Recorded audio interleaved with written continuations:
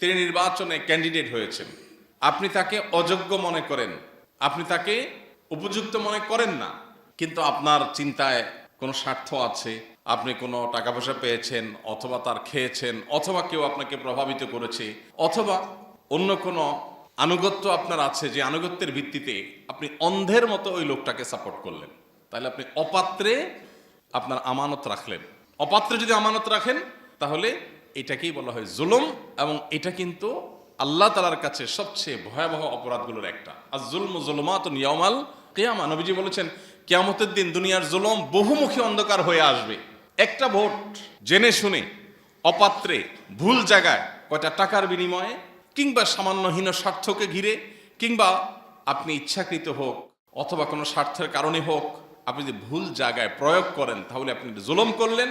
এই একটা জুলুম কিয়ামতের দিন আপনার কাছে বহুমুখী অন্ধকার হয়ে উপস্থাপিত হতে পারে। সম্মানিত মুসল্লিয়ানে কেরাম, সামনে জাতীয় নির্বাচন, দেশের সর্বস্তরে প্রত্যেকটা মানুষের মাথায়, মনে, মগজে নির্বাচন ঘিরে নানা জল্পনা কল্পনা, শঙ্কা, আশা, ভাবনা। বিশেষ করে বাংলাদেশের মতো যে সমস্ত দেশে বা সমাজে সর্বস্তরের সাধারণ মানুষ দেশের কল্যাণ চায়, ভালো চায়, মঙ্গল চায়, কিন্তু তেমন কোনো ভূমিকা রাখবার সুযোগ থাকে না, সেই মানুষগুলোর কাছে নির্বাচনই হলো একমাত্র ভূমিকা, যেখানে তার কিছুটা মতামত দেওয়ার, মতামত প্রকাশ করবার, রাষ্ট্র পরিচালনার সিদ্ধান্ত গ্রহণ করবার ক্ষেত্রে রাখবার সুযোগ আছে। এজন্য নির্বাচনকে ঘিরে এত উৎসব, এত উৎসাহ, এত আগ্রহ, যে মানুষের আর তো কিছু করার নাই, অন্তত এখানে কিছু করবার চেষ্টা সাধারণ মানুষ করে। গণতান্ত্রিক সমাজে এই নির্বাচন অত্যন্ত গুরুত্বপূর্ণ। যদিও সংখ্যাগরিষ্ঠ মানুষ এদেশের মুসলমান, আর ইসলাম নেতা নির্বাচন করার ক্ষেত্রে গণতান্ত্রিক এই প্রক্রিয়াকে ঠিক এইভাবে সমর্থন করে না। ইসলাম মানুষকে, মানুষের মতামতকে, গোনার চাইতে মতামতকে ব্যক্তিভেদে মূল্যায়ন করবার মতে বিশ্বাস করে। আমরা যদি দেখি নবী করিম সাল্লাল্লাহু আলাইহি সাল্লামের ওয়াফাতের পর, তখন মুসলিম রাষ্ট্র মদিনাকে কেন্দ্র করে যেটা গড়ে উঠেছিল, সেটার খলিফা নির্বাচন করার ক্ষেত্রে কি প্রক্রিয়া অবলম্বন করা হয়েছিল, এবং তারপর আরও তিনজন খলিফা, তাদেরকে নির্বাচন করার ক্ষেত্রে কি কি প্রক্রিয়া অবলম্বন করা হয়েছিল, আমরা কোরআন এবং হাদিস, ইসলামের ইতিহাস ঘাটলে সেগুলো বিস্তারিত জানতে পারবো। শুধু একটি কথা বলেই আমরা এ বিষয়ের ইতি টেনে আমাদের মূল প্রসঙ্গে ফিরে যাব। সেটি হলো, গণতান্ত্রিক সমাজে বা গণতন্ত্রের এই পদ্ধতিতে, এই সিস্টেমে মানুষের মতামত গণনা করা হয়। অর্থাৎ একজন বিশ্ববিদ্যালয়ের শিক্ষক, তার মতামত আর একজন একেবারে খেটে খাওয়া দিনমজুর কিংবা শিক্ষাবঞ্চিত মানুষের মতামতের ভ্যালু এক। একজন বিশ্ববিদ্যালয়ের প্রফেসর পলিটিক্যাল সায়েন্স পড়ান, দেশের অনেক গুরুত্বপূর্ণ কোর জিনিসগুলো জানেন, বুঝেন, এই লেভেলের একজন মানুষ, একজন বুদ্ধিজীবী, একজন বিচক্ষণ, একজন দূরদর্শী, একজন জ্ঞানী, তার ভোটের যে মূল্য, একেবারে সাধারণ কোনো মানুষ, যিনি হয়তো শিক্ষাবঞ্চিত, যিনি হয়তো অনেক কিছু বোঝেনও না, তার ভোটের মূল্য সমান। একজনের বয়স মাত্র 18 বা 19, আরেকজন অনেক অভিজ্ঞ, অনেক পোড় খাওয়া, অনেক বিচক্ষণ, অনেক দূরদর্শী, অনেক কিছু দেখার সুযোগ হয়েছে, বোঝার সুযোগ হয়েছে। এই দুজনের ভোটে গণতান্ত্রিক সিস্টেমে কোনো পার্থক্য নাই। অর্থাৎ ভোট গণা হবে, কে দিয়েছে এটা গুরুত্বপূর্ণ না। এখন 10 জন সাধারণ মানুষের মতামত, কোনো কোনো ক্ষেত্রে একজন এক্সপার্টের মতামত ওই 10 জনের চাইতে গুরুত্বপূর্ণ হতে পারে কি পারে না। আমরা ইসলামের ইতিহাসে নবী করিম সাল্লাল্লাহু আলাইহি সাল্লামের ওয়াফাতের পর খলিফা নির্বাচনের সময় লক্ষ্য করেছি যে এখানে ভোট মূল্যায়ন করা হয়েছে, ভোটের কোয়ালিটি বিবেচনা করা হয়েছে, শুধু কোয়ান্টিটি না। গণতান্ত্রিক সমাজে ভোট শুধু কোয়ান্টিটি বিবেচনা করা হয়, কোয়ালিটির কোনো ভ্যালু এখানে নাই। এটা একটা পার্থক্য। এখন আপনি যে কোনো ক্ষেত্রে, আপনি একটা অফিস পরিচালনা করেন, একটা গুরুত্বপূর্ণ ডিসিশন নেবেন, তো সেখানে পলিসি মেকার, অনেক দূরদর্শী, অনেক এক্সপার্ট একজন মানুষের একটা মতামত দেখা যাবে সবার সিদ্ধান্তের চাইতে গুরুত্বপূর্ণ হতে পারে। তো এটা একটা মৌলিক পার্থক্যের জায়গা। তারপরও আমাদের এই দেশ, গোটা বিশ্বের বিভিন্ন দেশ আজ গণতান্ত্রিক বিধি ব্যবস্থা দ্বারা পরিচালিত। একজন মুসলিম হিসাবে আমাদের স্বপ্ন থাকা উচিত আমাদের ব্যক্তি, আমাদের পরিবার, আমাদের রাষ্ট্র তথা আল্লাহর এই সৃষ্টি জগৎ, বিশেষ করে এই পৃথিবী, কোরআন এবং হাদিস আমাদেরকে যে পদ্ধতি বাতলে দিয়েছে সেই পদ্ধতি অনুযায়ী পরিচালিত হবে, এই স্বপ্ন, এই আগ্রহ একজন মুসলমান হিসেবে প্রত্যেকের মনে লালন করা উচিত এবং কর্তব্য। এবার আসুন মূল প্রসঙ্গে ফিরে আসি। গণতান্ত্রিক সমাজে যেহেতু নির্বাচনটাই সবচেয়ে গুরুত্বপূর্ণ, এই জন্য নির্বাচনকে ঘিরে আমাদের উৎসাহ বা আমাদের আগ্রহ, উৎসব এগুলোর কোনো শেষ নাই, বিশেষ করে যখন আমাদের আর কিছু করার থাকে না। পৃথিবীর অনেক উন্নত দেশ আছে, যেমন সুইজারল্যান্ডের কথা আমি বিশেষভাবে বলতে পারি, সেখানে যাওয়ার সুযোগ হয়েছে আমার এবং সেখানকার সমাজের কিছু প্রচলিত সিস্টেম সম্পর্কে জানার সুযোগ হয়েছে। সেটা লক্ষ্য করলে দেখা যায় যে তাদের একটা সোসাইটিতে, একটা ছোট্ট সমাজে কোনো একটা কিছু করবে, সেখানে সমাজ যারা বসবাস করে সে বাসিন্দাদের মতামতটা সবচেয়ে গুরুত্বপূর্ণ থাকে। এখানে একটা স্কুল হবে কি হবে না, প্রত্যেকের কাছে ডাকের মাধ্যমে, পোস্ট অফিসের মাধ্যমে চিঠি চলে যায়, সে আবার তার মতো করে ভোট দিয়ে দেয়। এই এলাকার বাসিন্দাদের মতামত অনুযায়ী সব কিছু হবে, এখানে অন্য কারোর কথা এটা চলবে না। জনপ্রতিনিধি চাইলেন আর এখানে উনি একটা স্কুল করলেন, উনি একটা মসজিদ করলেন, একটা মাদ্রাসা করলেন, রাস্তা করলেন, একটা কিছু করলেন না, এত সহজ না। এলাকাবাসী ছোটখাটো বিষয়গুলোর জন্য ছোটখাটো ভোট হয়, তাদের মতামতের ভিত্তিতেই সেখানে সব কিছু হয়। তো আমাদের দেশে যেহেতু অন্য কোনো ক্ষেত্রে আমাদের আর মতামত নেওয়ার সুযোগ নেই, 5 বছরে একবার সুযোগ আসে, সেটাও আবার অনেক সময় দেখা যায় দীর্ঘকাল সুযোগ হাতছাড়া হয়ে যায়। এজন্য আমাদের উৎসাহের শেষ নাই শুধুমাত্র ভোটকে ঘিরে। এক্ষেত্রে সারা বিশ্বের ওলামা ইকরামের মূল্যায়ন হলো, অবজারভেশন হলো, যে সমাজ, যে রাষ্ট্র গণতান্ত্রিক সমাজ, যেখানে গণতন্ত্র প্রচলিত আছে, বিকল্প কোনো কিছু নেই, সেখানে যদি কোনো নির্বাচনে কোনো ভোটার তিনি যদি কোনো ভোট দেওয়া থেকে বিরত থাকেন এবং এর ফলে অন্তত একটা মন্দ মানুষ, একটা খারাপ মানুষ নির্বাচিত হওয়ার সুযোগ তৈরি হয়, তাহলে সেক্ষেত্রে এটা সন্দেহাতীতভাবে একটা ভুল সিদ্ধান্ত। অনেকেই আছেন যারা মনে করেন যে আমি তো গণতান্ত্রিক এই প্রক্রিয়াটাকেই পছন্দ করি না, সো আমি ভোট দিলাম না। এই দৃষ্টিভঙ্গি অনেকেই লালন করেন, তাদের প্রতি যথেষ্ট শ্রদ্ধা রেখেই বলছি। সৌদি আরবের সর্বোচ্চ ওলামা ইকরামের অন্যতম ছিলেন শেখ মোহাম্মদ সালেহ আল উসাইমিন রাহিমাহুল্লাহ, সমকালীন বিশ্বের সবচেয়ে বড় স্কলারদের একজন গণ্য করা হয়।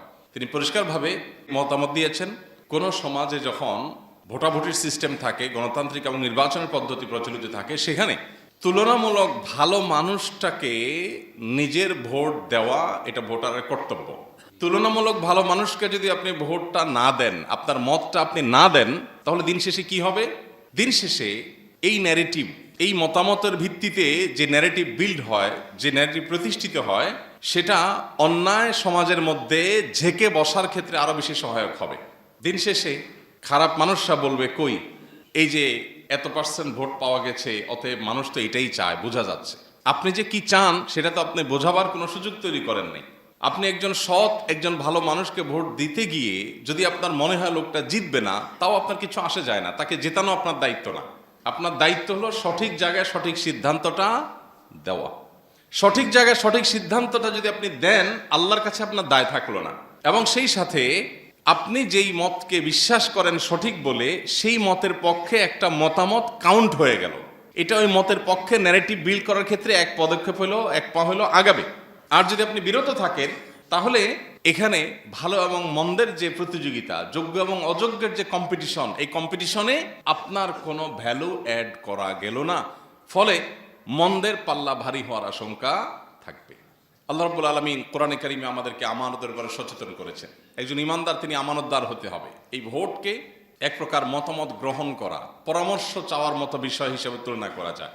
আর যখন কেউ পরামর্শ চায় আপনার কাছে যে আপনি মতামত দেন, তখন কিন্তু এটা আপনার কাছে আমানত হয়ে যায়। নবী করিম সাল্লাল্লাহু আলাইহি সাল্লাম বলেছেন, আল মুস্তাশার মু'তামান, যার কাছে পরামর্শ চাওয়া হয় এই লোকটা আমানত এর দায়িত্ব বহন করছে, বোঝা বহন করছে।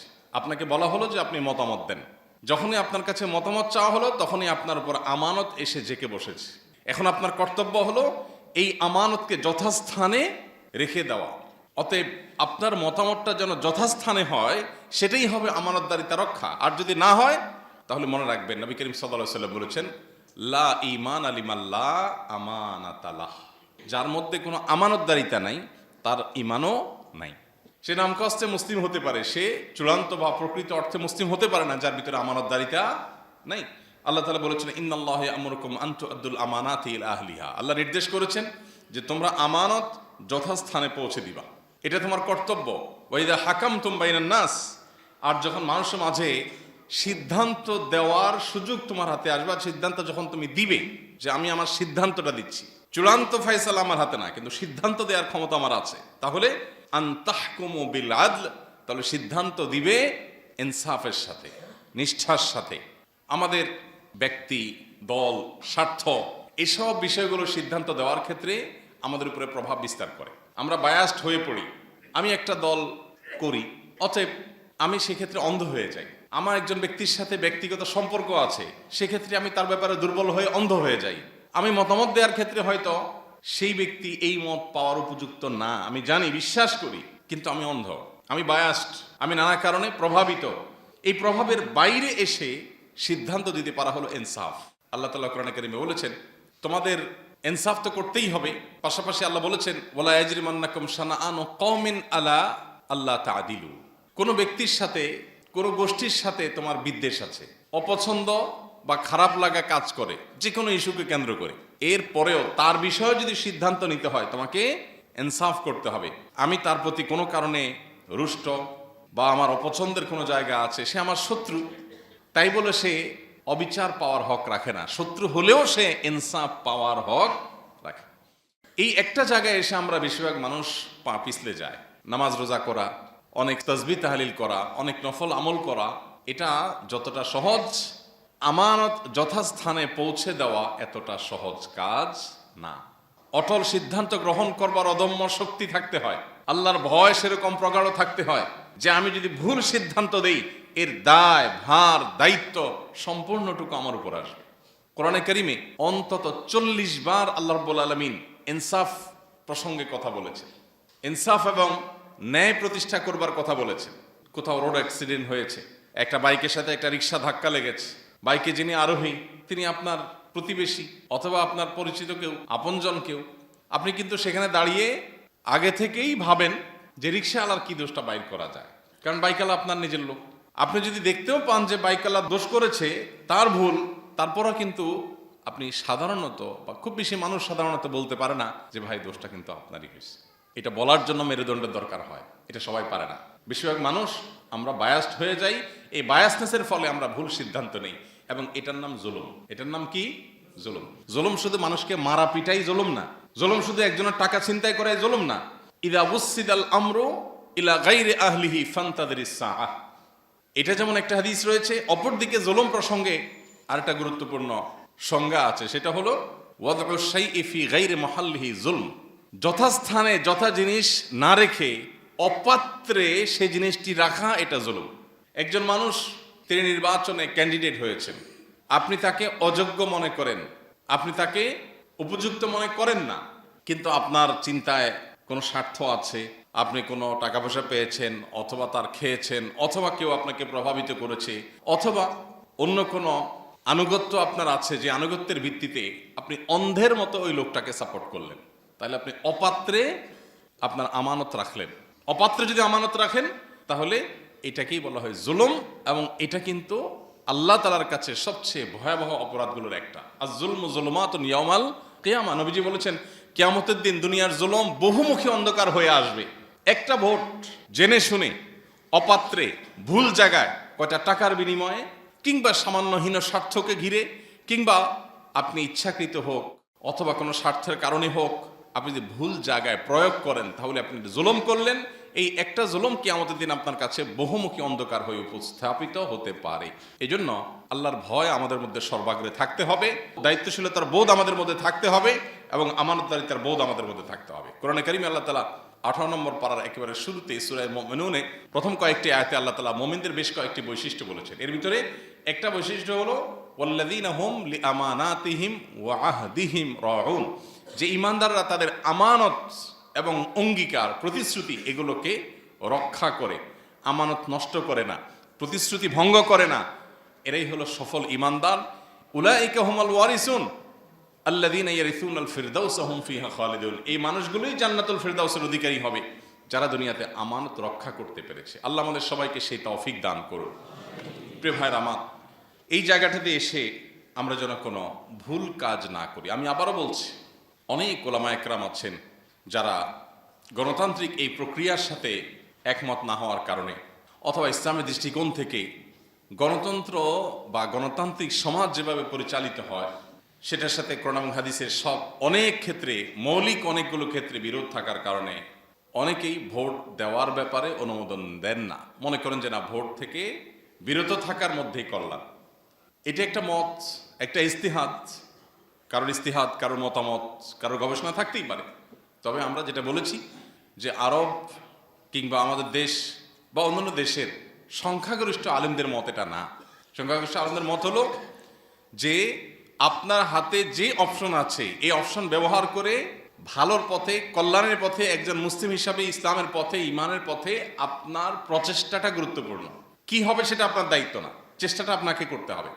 আজকে বিশেষ করে বিভিন্ন টিভি টক শোতে দেখা যায়, দীর্ঘদিন থেকে আমরা দেখি যে এক শ্রেণীর মানুষ যারা ইসলামকে অপছন্দ করে, মুসলমানদেরকে অপছন্দ করে, ইসলাম মুসলমানদের শত্রুতা করে, ধর্মপ্রাণ মানুষদের বিরুদ্ধে যারা বিদেশিদের বিভিন্ন এজেন্ডায় দেশে পুশ করার চেষ্টা করে, এরা বিভিন্ন সময় টকশোতে আলেমুল আমাদেরকে তুচ্ছতাচ্ছিল্য করে যে কই কোনো আলেম দাঁড়ালে তো কেউ ভোট দেয় না। তাহলে পার্সেন্টেজ যখন কম হবে, এই কম দিয়া সে তার মন চাহি খেয়াল খুশি মতো কাজ করাটাকে সে রাইট হিসেবে ধরে নেবে, প্রতিষ্ঠিত করবে। আপনার একটা মতামত দেওয়ার ফলে যদি একজন যোগ্য ভালো মানুষ একটা মতামত পায়, তাহলে সেক্ষেত্রে সে একটা মতামত পেল, দুইটা হলো দুইটা পেলো, তিনটা হলো তিনটা পেলো, যতটুকু পেলো ততটুকু অন্তত ভয়েস রেইজ হলো। অতএব কোনো মানুষকে জেতানো আপনার দায়িত্ব না। আপনার দায়িত্ব হলো আপনি আপনার বিবেককে খরচ করে একজন ইমানদার হিসাবে আল্লাহর কাছে জবাবদিহি আছে সেই চিন্তা মাথায় রেখে উপযুক্ত ব্যক্তিকে মতামত দেওয়া, এটা আপনার কর্তব্য। আপনি সেই মতামত দেওয়ার পর সে জিতলো কি জিতলো না সেটা আপনার দেখার বিষয় না। আমরা বেশিরভাগ মানুষ কি করি?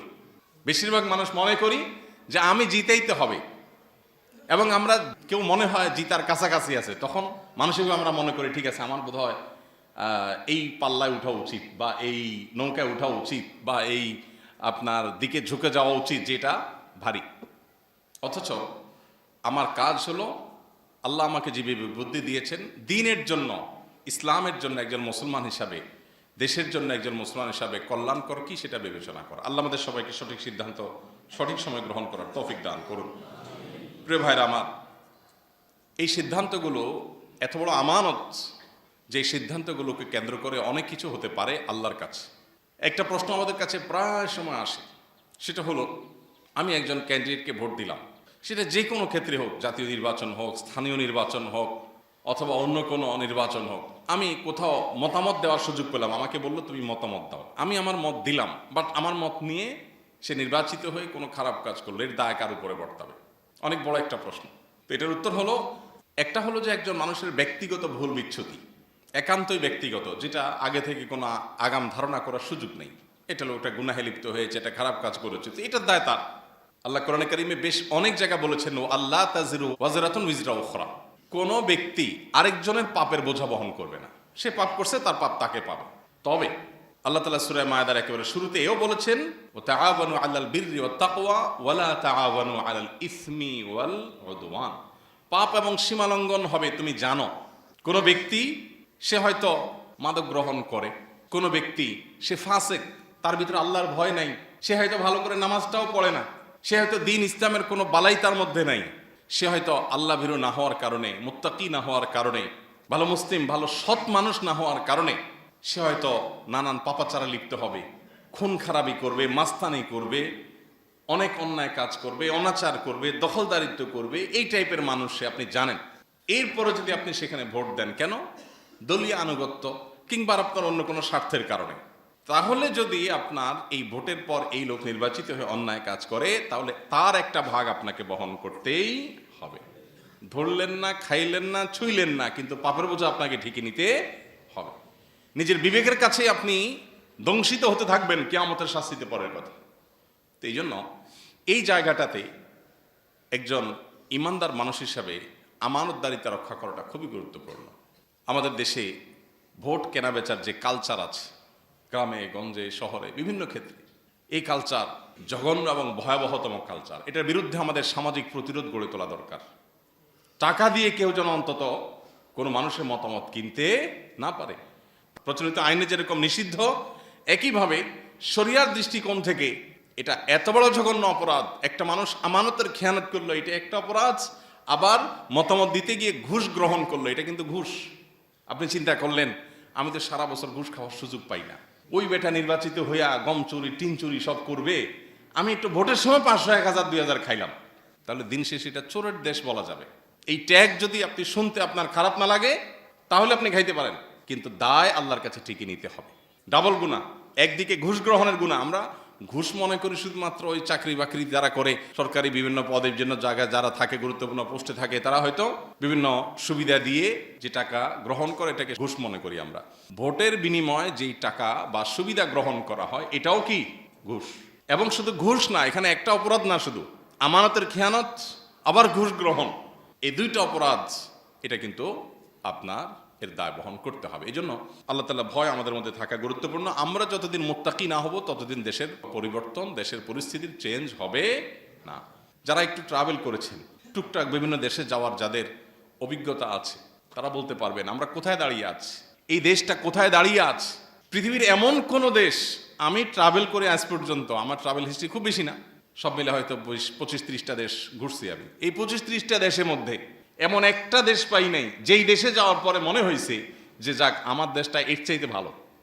আইন শৃঙ্খলা বলেন, নীতিহীনতা বলেন, বিচার ব্যবস্থার বিচারের কোয়ালিটি বলেন, গণমাধ্যমগুলোর অবস্থান বলেন, প্রত্যেকটা সেক্টরে, অবকাঠামোগত উন্নয়ন বলেন, রাস্তাঘাট বলেন, প্রত্যেকটা সেক্টরে পৃথিবীর যেই কটা দেশ আমরা দেখি সচরাচর, সেসব দেশ থেকে আমরা পিছিয়ে আছি। অথচ এরকম বহু দেশ আছে যেগুলো আমাদের পরে দেশ গঠন হয়েছে, স্বাধীনতা আমাদের পরে অর্জন হয়েছে, বাট এখন তাদের কাছে চাকর হয়ে যাওয়ার জন্য আমাদের মন্ত্রীরা সিরিয়াল ধরে বসে থাকে যে আমাদের দেশ থেকে কিছু লোক নেন, এটার জন্য মন্ত্রীরা অপেক্ষা করে। এটা আমাদের জন্য লজ্জা। এর দায় শুধুমাত্র রাজনীতিবিদদের দিলে হবে না, এর দায় আমাদেরও আছে। যে দেশে 500-1000 টাকায় ভোট কেনা যায়, সে দেশে কিভাবে ভালো পরিবর্তন হবে। এলাকাতে একটা যোগ্য মানুষ আছে, উনি নিতে চায় না, সবাই ওনাকে জোর করছে, না ভাই আপনাকে নিতে হবে। হয় না এরকম অনেক সময়?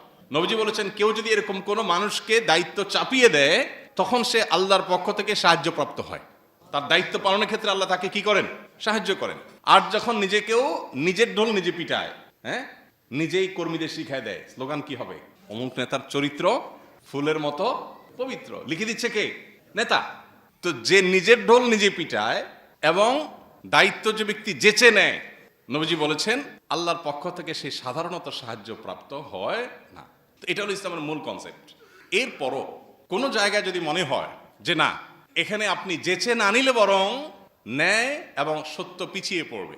অনেক সময় আমরা সফরে যাই, ট্রাভেলে যাই, নামাজ কে পড়াবে এটা নিয়ে দ্বিধাদ্বন্দ্বে পড়ে যাই, হয় না এরকম?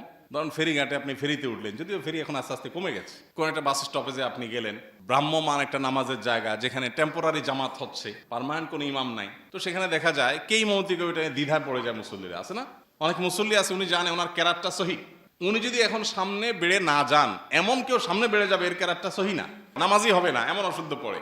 তো এইরকম পরিস্থিতিতে না ভাই আমি নিজে ইমাম হওয়া এটা তো উচিত না, তাহলে আমি দাঁড়ায় থাকি, এটা না। তখন আপনাকে নিজেই কি হতে হবে? ইমাম হতে হবে। কারণ আপনি নিজে ইমাম না হলে ভুলভালকে ইমাম হয়ে আপনার নামাজ তার নামাজ দুইটা নষ্ট হওয়ার আশঙ্কা আছে। তো এইরকম পরিস্থিতিতে প্রার্থী হওয়া নাজায়েজ না। আমি শুধু ইসলামের কনসেপ্টটা বললাম যে ইসলাম কিন্তু বলে যে চায় তাকে দায়িত্ব দিও না, যে চায় না তাকে যেছে দায়িত্ব দাও।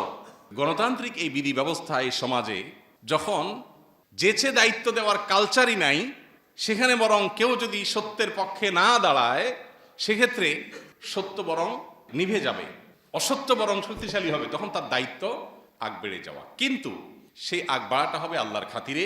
এবং যারা ভোট দিবেন, একটা ভোট এটা আপনার গণতান্ত্রিক এই প্রক্রিয়ার মধ্য দিয়ে আপনার নিয়ত যদি হয় আল্লাহ তোমার কাছে জবাবদিহিতা যেন আমি ধরা না পড়ি, কিয়ামতের ময়দানে আমি যেন তোমার কাছে সঠিক উত্তর দিতে পারি, আমার যেন পাকড়াও না হয়, সেই চিন্তা মাথায় রেখে আমি দিচ্ছি, তাহলে এই ভোট এটা আপনার আল্লাহর কাছে বিনিময় পাওয়ার কারণ হতে পারে।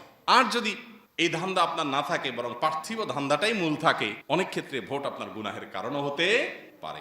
এই জন্য আল্লাহ তাআলার কাছে এই দায়িত্বের বোধ আমাদের থাকতে হবে। আমরা দায়িত্বশীল নির্বাচন করবার ক্ষেত্রে কোন প্রক্রিয়া অবলম্বন করবা, কি দেখব? আমাদের দেশে তো এখনো মানুষের মন মানসিকতা কোনো কোনো ক্ষেত্রে কোনো কোনো ব্যক্তিদের মধ্যে দেখা যায় এমন মানে ছোট ছোট চিন্তা আমরা করি যেগুলো আসলে আমানতদারিতার চিন্তা থেকে ওইটা করা উচিত না। আপনি একজন সাধারণ মানুষ হতে পারে, আপনার একটা ভোটের মূল্য কি বা হতে পারে, কোটি কোটি ভোটের মধ্যে আপনার একটা ভোটের মূল্য আপনি মনে করতেছেন কি বা হতে পারে, কিন্তু না, একটা আমানত হিসাবে এটা অনেক গুরুত্বপূর্ণ। আল্লাহ বলেছেন তিনি আমানত রাখতে চেয়েছেন, আমানত দিতে চেয়েছেন পাহাড়কে, পর্বতকে, আসমানকে, কিন্তু ফাআবাইনা আন ইয়াহমিলনাহা, আল্লাহর এই বিশাল বিশাল সৃষ্টিগুলো কেউই আমানত গ্রহণ করতে চায় নাই। আল্লাহ সে আমানত দিয়েছেন পরবর্তীতে মানুষকে। ওয়া কানাল ইনসানু যালুমান জাহুল, আল্লাহ বলেছেন মানুষ সে আমানত নিজে আল্লাহ দিতে বলাতে নিজে নিয়ে নিয়েছে, এবং সে আমানত হলো কোরআনের আমানত, দ্বীনের আমানত, এটা আল্লাহ মানুষের উপর দিয়েছেন। অতএব আমানত মানেই ভারী, যেটা পাহাড় পর্বত পর্যন্ত অস্বীকৃতি জানিয়ে আল্লাহ তাআলার নির্দেশনার পর মানুষ না বুঝে না জেনে যে দ্বীনের আমানত গ্রহণ করেছে। প্রত্যেকটা মতামত দেওয়া, প্রত্যেকটা আমানতই এরকম গুরুত্বপূর্ণ, পরিমাণে ছোট হোক বড় হোক, আল্লাহর কাছে এর দায় অনেক বেশি। এই জন্য এই ভয় যেন আমাদের মধ্যে থাকে এবং উপযুক্ত ব্যক্তি যেন আমরা নির্বাচন করার চেষ্টাটা অন্তত করি। শুআয়ব আলাইহিসসালামের ঘটনা আল্লাহ তাআলা কোরআনে উল্লেখ করেছেন যে শুআয়ব আলাইহিসসালাম তার মেয়েদেরকে যখন বকরিগুলোকে পানি পান করাবার জন্য পাঠিয়েছেন, তখন মুসা আলাইহিসসালাম তাদেরকে সহযোগিতা করেছেন এবং মেয়েরা তাকে নিয়ে তার বাবার কাছে বিনিময় দেওয়ার জন্য নিয়ে আসছেন। যখন বাবার কাছে নিয়ে আসছেন, বাবা ওই ব্যক্তিকে অর্থাৎ মুসা আলাইহিসসালামকে যখন অফার দিলেন যে তুমি আমার এখানে থেকে যাও পার্মানেন্ট কাজের লোক হিসাবে, তখন মেয়েরা মন্তব্য করেছিলেন ইয়া আবাত ইস্তাজিরহু ইন্না খায়রা মান ইস্তাজারতাল কবিয়্যুন আমিন, বাবা এই ব্যক্তিটাকে আপনি কাজের জন্য পার্মানেন্ট নিয়োগ দেন, কারণ এই ব্যক্তি কবি এবং আমিন, অর্থাৎ এই ব্যক্তি দক্ষ এবং বিশ্বস্ত। এখান থেকে বোঝা গেল কোনো ব্যক্তিকে দায়িত্ব দেওয়ার জন্য দুটি জিনিস গুরুত্বপূর্ণ। একটা হলো এই দায়িত্ব পালনে সে কতটা সক্ষম, কতটা দক্ষ সেটা দেখা, আরেকটা হলো কতটা সৎ সেটা দেখা। শুধু সততা এটা দায়িত্ব দেওয়ার জন্য যেমন যথেষ্ট না, আবার শুধু দক্ষতা এটাও দায়িত্বের বোঝা কারোর উপরে চাপানোর জন্য যথেষ্ট না, বরং একসঙ্গে তাকে দক্ষ হতে হয় আবার সৎ হতে হয়। আপনি কোনো একটা কাজ দিবেন কোনো একটা আপনার অফিসে, আপনার কোনো একটা কোম্পানিতে, আপনার ব্যবসা প্রতিষ্ঠানে, নিশ্চয়ই আপনি খুঁজবেন এই কাজটা করার জন্য উপযুক্ত ব্যক্তি যেন পান, একই সাথে সে যেন চোর না হয়, সে যেন দুর্নীতিবাজ না হয়। একদিকে যদি হয় খুব যোগ্য শেয়ানা চালাক মানুষ, কিন্তু সে 2 নম্বর, সে যেরকম আপনার জন্য ক্ষতিকর, আবার অপর দিকে একজন মানুষ খুবই সৎ নামাজি আল্লাহ ভীরু, কিন্তু তার সে দক্ষতা নেই এই কাজটা করার মতো, তাকেও দায়িত্ব দেওয়া যথাযথ হবে না, কারণ সে দায়িত্ব নিয়ে দায়িত্ব পালন করতে পারবে না। অতএব একই সঙ্গে দক্ষতা এবং সততার সন্নিবেশ যেন ঘটানো যায়, তুলনামূলক যা আছে এর মধ্যে মন্দের ভালো কি হতে পারে সেই জিনিসটা যেন বের করা যায়, এই চেষ্টা আমাদের করতে হবে। অতএব আমি আমার আমানত এর জন্য আল্লাহর কাছে জিজ্ঞাসিত হব, সে আমানতটা আমি যথাযথভাবে পালন করছি কিনা সেটা আমার কাছে দেখার বিষয়। এর বাইরে আল্লাহ তাআলার কাছে আমার আর কোনো জবাবদিহিতা এই ক্ষেত্রে অন্তত নাই। আমি যদি আমানতটা সঠিকভাবে পালন করার চেষ্টা করি, আল্লাহর কাছে আমি দায়মুক্ত হলাম। সে জিতলো কি জিতলো না সেটা আমার দেখার বিষয় না। অতএব আমি কার পাল্লা ভারী সেটা বিবেচনা করব না। এমন এমন বিষয় দেখে মানুষ ভোট দেয়, এখনো বলে যে অমুক মাশাআল্লাহ হ্যান্ডসাম, চেহারাটা সুন্দর, অতএব ভোটটা এবার এড়িয়ে দেব। আছে না আমাদের দেশে গ্রামে অনেক জায়গাতে এরকম চিন্তা মানুষ এখনো করে, অথচ এর চেহারা ধুয়ে তো আপনি পানি খাবেন না, ওর চেহারা দিয়ে কি হবে? আপনি দেখবেন তার চিন্তা, তার দর্শন, তার কাজ, তার কমিটমেন্ট। নির্বাচনকে সামনে রেখে নেতাদের কাছ থেকে কমিটমেন্ট আদায় করেন যে আপনি নির্বাচিত হলে দ্বীনের জন্য কি করবেন, ইসলামের জন্য কি করবেন, দেশের কল্যাণার্থে কি করবেন। আর শুধু করবেন করবেন বললেই হবে না, মিথ্যা প্রতিশ্রুতি দেওয়া এটা তো আমাদের দেশে নির্বাচনে হালাল জিনিস হয়ে গেছে। মানে নির্বাচনের সময়ের জন্য দেখা যায় টুপিও পরে, আছে না নির্বাচনের টুপি, মাথায় পট্টি দেওয়ার কালচারও তো আমরা দেখেছি না, যে নির্বাচনের আগে মাথায় পট্টি, এরপর নির্বাচনের শেষে পট্টি মট্টি আর কিছু নেই, আছে না নাই? তো যে ব্যক্তি ধোঁকা দেয় সেই ব্যক্তি আপনি নির্বাচিত করার পর সে যে আবার ধোঁকা দেবে না তার গ্যারান্টিটা কি? এখন কথা হলো ভাই কারে পাবো? কেউ তো ভালো না, কেউ ভালো না, মন্দের ভালো, মানে ভালোর মধ্যেও তো তুলনা আছে, যে যতটুকু আপনার হাতে সম্ভব ততটুকু আপনি চেষ্টা করবেন।